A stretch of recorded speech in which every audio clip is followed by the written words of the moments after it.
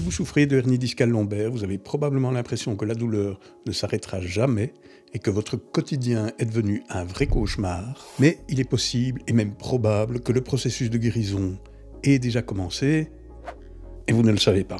Vous ne détectez pas de signal de la part de votre corps que la hernie discale a commencé à guérir. Aujourd'hui, on va apprendre à reconnaître 9 signes encourageants qui indiquent que vous êtes sur le chemin de la guérison.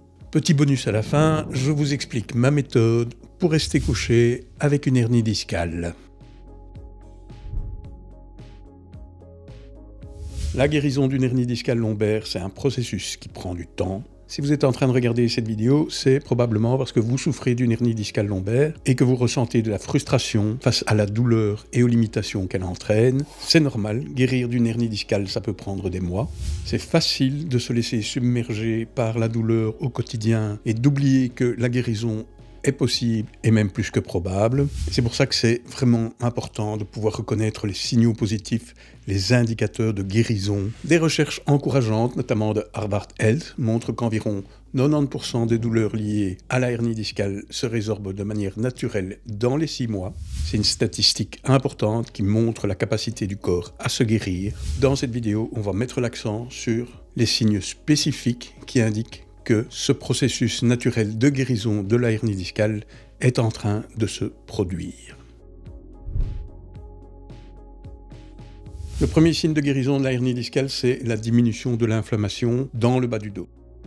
Cette inflammation est souvent la principale cause de douleur. Concrètement, quand l'inflammation dans le bas du dos diminue, on doit ressentir une baisse de l'intensité de la douleur constante dans le bas du dos. La douleur sera moins vive, les sensations de picotement ou d'engourdissement dans la jambe moins fréquentes et la raideur générale doit commencer à s'estomper. Sur l'échelle de la douleur, on ne passe pas d'ici à là du jour au lendemain. Ça peut prendre 2 ou 3 mois de regagner un niveau et c'est important de se rendre compte qu'aujourd'hui, on est ici, mais qu'il y a 2 mois, on était là, et qu'il y a 4 mois, on était là. Ça permet de voir le bout du tunnel et de penser raisonnablement que dans 2 mois, on sera là. Un deuxième signe indiquant que l'hernie discale est en voie de guérison, c'est l'augmentation de l'amplitude du mouvement qui implique le bas du dos. Si vous vous rendez compte que vous pouvez vous pencher un peu plus facilement qu'avant, que vous pouvez vous tourner avec moins de difficultés, par exemple quand vous êtes en voiture, vous penchez, vous tournez pour voir si vous pouvez vous engager. Et c'est quelque chose qui revient petit à petit. Le corps ne parvenait plus à effectuer certains mouvements qui étaient naturels, simplement parce qu'on avait arrêté de les faire, vu que ça faisait trop mal. Et c'est pour ça que c'est essentiel d'éviter de rester sans bouger, faire des exercices doux, marcher, et écouter son corps pour éviter de déclencher de la douleur ou de l'inflammation supplémentaire. Autre signe que la hernie discale est en train de guérir, l'amélioration de la force et de la mobilité. Lorsque la pression sur les nerfs diminue, la communication entre le cerveau et les muscles s'améliore, facilitant des mouvements quotidiens comme sortir du lit ou se lever d'une chaise ou d'un fauteuil. Toutefois, la reconstruction de la force musculaire prend du temps et demande des efforts réguliers. Quand on a fort mal de dos, 24 heures sur 24, on a tendance à penser qu'il vaut mieux éviter de bouger, qu'on aura moins mal si on ne bouge pas. Mais c'est faux. Comme j'ai dit il y a 2 minutes, faire des exercices doux et marcher et rester à l'écoute de son corps va nous rendre la vie beaucoup plus facile que si on a perdu l'habitude de bouger.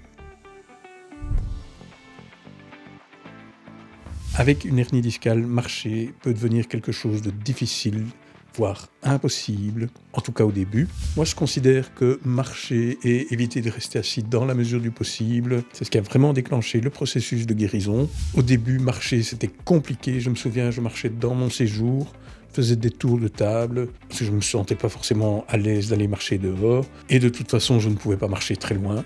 Mais je m'y suis mis, je suis sorti et j'ai commencé à prendre note des endroits jusqu'où je pouvais marcher et où je devais faire demi-tour pour être sûr de ne pas me faire mal. Et au fil du temps, l'endroit où je devais faire demi-tour, il était de plus en plus loin. Marcher, c'est un excellent exercice à faible impact qui favorise la circulation sanguine et réduit l'inflammation. Ce ne sont pas juste des mots, je me suis vraiment rendu compte à ce moment-là que j'avais moins mal, je me sentais vraiment mieux pendant que je marchais que pendant que je restais sans bouger, même si c'était fatigant. Cerise sur le gâteau, c'était gratifiant, j'étais fier d'avoir fait l'effort, c'était devenu un cercle vertueux, au plus j'y allais, au mieux je me sentais, et au mieux je me sentais, au plus j'y retournais. Pour moi, marcher, c'était mon accélérateur vers la guérison. Si vous souffrez de hernie discale au niveau L4, L5 ou L5, S1, il est fort possible que vous ne puissiez plus vous tenir ou marcher ni sur la pointe des pieds, ni sur les talons. Il suffit d'observer le trajet du nerf sciatique pour en avoir l'explication. La compression du nerf sciatique peut entraîner une paralysie temporaire des muscles releveurs du pied ainsi que des orteils. Le test est effectué par le médecin lorsqu'il suspecte un problème au niveau neurologique. C'est un peu flippant lorsqu'on s'en rend compte, mais heureusement c'est temporaire. Les choses vont rentrer dans l'ordre au fur et à mesure que la pression sur le nerf sciatique diminue au niveau des vertèbres affectées. Petit à petit et tant bien que mal en s'aidant des mains pour prendre appui, on va à nouveau pouvoir se tenir sur la pointe des pieds ou sur les talons. Ça prend du temps, mais c'est un bon indicateur de guérison de la hernie discale.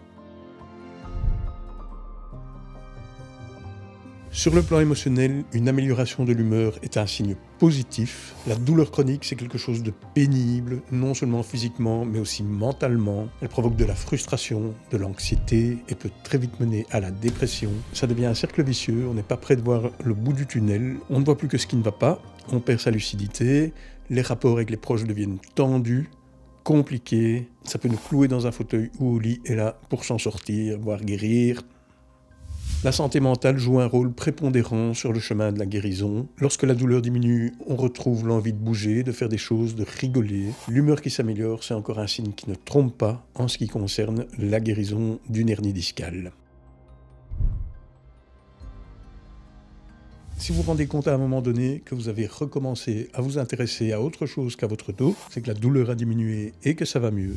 Tout comme pour l'humeur, la douleur chronique impacte négativement la capacité de concentration, l'envie d'apprendre des choses, l'envie de résoudre des problèmes, l'envie de comprendre, le besoin de rêver, de trouver de l'inspiration, bref, tout ce dont on a besoin pour notre équilibre et notre bien-être mental en temps normal.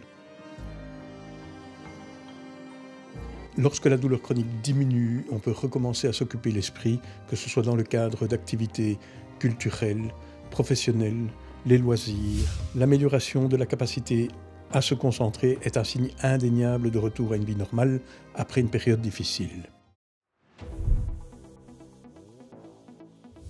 Passer du temps au lit quand on a une hernie discale, c'est pas forcément quelque chose qu'on a envie de faire, mais parfois, on n'a pas le choix. On n'en tire pas grand-chose de positif. Aucune position n'est vraiment confortable. Ça peut même être beaucoup plus inconfortable ou plus douloureux quand on est couché que quand on est debout. Rester au lit avec une hernie discale, ce n'est pas forcément quelque chose de reposant, ni pour le corps qui souffre, ni pour l'esprit, puisqu'on ne dort pas. On pose souvent la question d'ailleurs, salut Joe, merci pour la vidéo, quelle position adopter au lit quand on a une hernie discale? Je ne sais pas s'il y a une réponse scientifique, médicale ou universelle à la question. Ce qui fonctionne le mieux pour moi, c'est de 3/4 sur le ventre, avec un coussin au niveau du bassin ou sous le genou pour éviter de basculer complètement sur le ventre pendant la nuit. Jambes tendues, et de nouveau, j'ai pas de preuve scientifique de ce que j'avance, mais le nerf sciatique, il va du bas du dos jusqu'au bout des orteils. Ça me semble logique qu'en gardant les jambes tendues, on libère un peu de place dans le bas du dos. Et même si c'est juste une histoire de millimètres, ça suffit à diminuer la pression sur le nerf sciatique au niveau de la hernie discale. En tout cas, moi, je sens une différence et je dors avec les jambes pliées au minimum. Et enfin, les pieds en dehors du matelas, comme ça, sur les bords. Ici aussi, je trouve que ça soulage le bas du dos par rapport au fait de garder les pieds sur le matelas comme on fait normalement. J'imagine qu'il y a une différence de pression dans le bas du dos due à la position des jambes ou des pieds. Enfin, je ne sais pas. Je sais juste que c'est plus confortable pour moi. Si jamais tu as du mal à rester couché, essaye cette position la prochaine fois que tu vas faire une sieste et viens dire en commentaire si ça t'a fait du bien ou pas. Quoi qu'il en soit, passer moins de temps au lit, c'est bon signe. C'est signe qu'on ne doit plus faire d'efforts pour rester debout et poursuivre une activité normale. Et puis un jour, vous allez vous rendre compte que vous avez oublié de prendre vos médicaments anti-inflammatoires, antidouleurs, quels qu'ils soient. Ce jour-là, il faut faire la fête. Gentiment, pas commencer à danser sur les tables ou des trucs comme ça, mais bon, vous y êtes presque. Réfléchissez au chemin parcouru, essayez de retrouver le moment à partir duquel le déclic s'est fait. Il y en a forcément au moins un. Est-ce que c'est comme pour moi quand vous avez décidé de vous mettre à marcher malgré les difficultés? Est-ce que c'est comme pour moi quand vous avez décidé de ne plus vous asseoir jusqu'à ce que ça aille mieux? Est-ce que c'est quand vous avez décidé d'arrêter de faire de la natation, d'arrêter de faire du jardinage? Essayez de répondre à la question, qu'est-ce qui a été le déclencheur? Qu'est-ce qui a bien pu faire en sorte que vous en arriviez un jour à oublier de prendre vos médicaments? La réponse à cette question, c'est la clé vers une guérison certaine de l'hernie discale, mais aussi la meilleure des préventions contre les risques de rechute. Si vous souffrez de hernie discale et que vous avez pu observer un des signes de guérison dont j'ai parlé dans cette vidéo, dites-le moi en commentaire. Pour les autres, je souhaite à chacune et à chacun d'entre vous de pouvoir constater un ou plusieurs des signes de guérison de hernie discale le plus vite possible. Si ce n'est pas encore le cas, soyez patient et optimiste. Votre tour viendra. Et si vous faites des exercices pour soulager votre hernie discale, assurez-vous qu'il ne se retrouve pas dans la liste des exercices à éviter.